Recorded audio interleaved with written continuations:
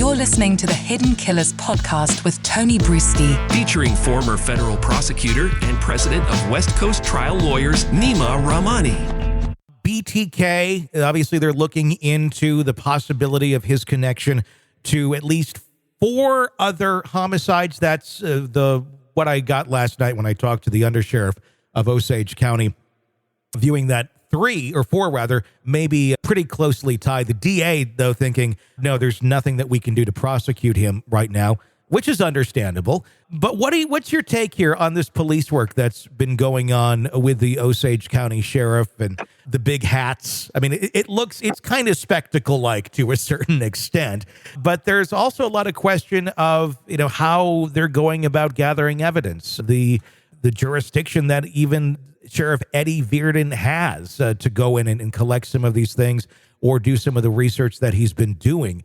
Is this a case where there's more smoke than fire? It's interesting. You got this sort of rift right between law enforcement and the DA. And obviously, look, I'm a lawyer, so I'm going to side with the DA here.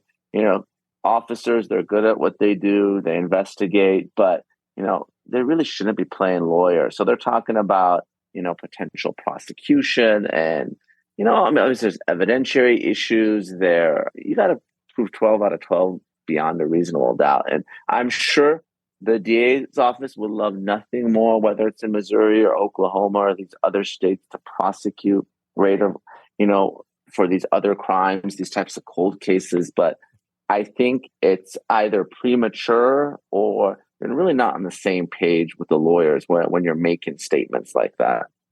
Yeah, I mean, it doesn't seem to make a whole lot of sense or really bode well for the long term of this investigation or this case. If it were to go to trial, there's a lot of concerns about, like I said, the evidence being gathered, the validity and legitimacy of the search warrants that were obtained, the affidavits supporting it, the authority of the Osage County Sheriff's Office in gathering evidence. Any one of those things, I would think the opposing counsel would be trying to go after to get this thing thrown out if they were done improperly. Yeah, and look, and what's really the end game here? So listen, I get it. If I'm the victim of one of these missing or deceased people, I'm all about getting them justice. But unless you're going to get a death sentence, all you're doing is giving Rader another opportunity to act a fool in court, right? I mean, here's someone who's desperate for attention, right? Yeah. So you're going to prosecute him for one of these murders.